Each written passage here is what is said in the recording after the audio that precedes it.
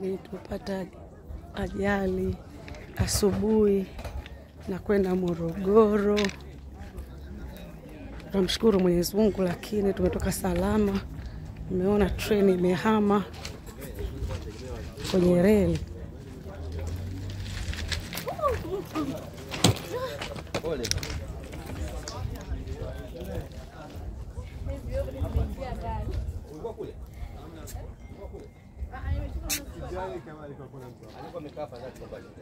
Mtuombee.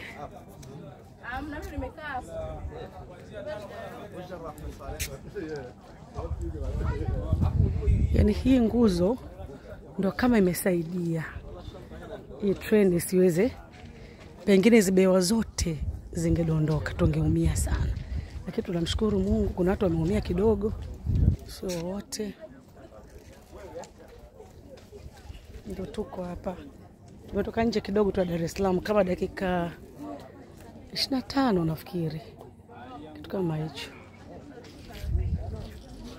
Bewa nyingine ile kule imechomoka.